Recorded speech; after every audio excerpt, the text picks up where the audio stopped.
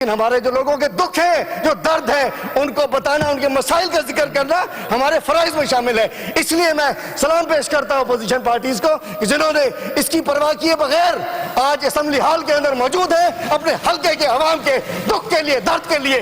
बाकी भाषण मिलते रहे डेली, भाषण भाषण भाषण भाषण भाषण से पेट नहीं भरता।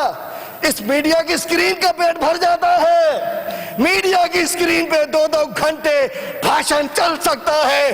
गरीब का पेट राशन से भरता है, गंदम से, चावल से, दाल से, आटे से, घी से भरता है, नहीं भरता भाषणों से।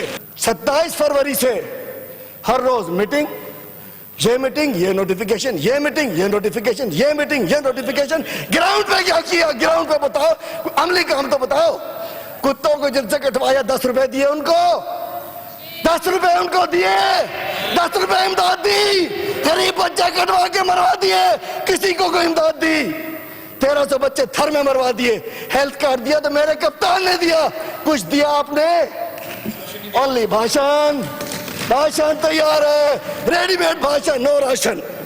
रिलीफ फॉर वल्नरेबल फैमिलीज 144 अरब, जिसमें तकरीबन 35 अरब सिंध के लोगों को मिल चुके।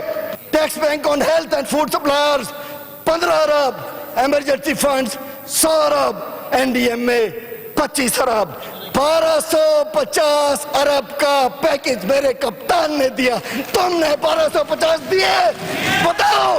1200 अरब दिया मेरे कप्तान ने, 1250 रुपए दिए किसी को?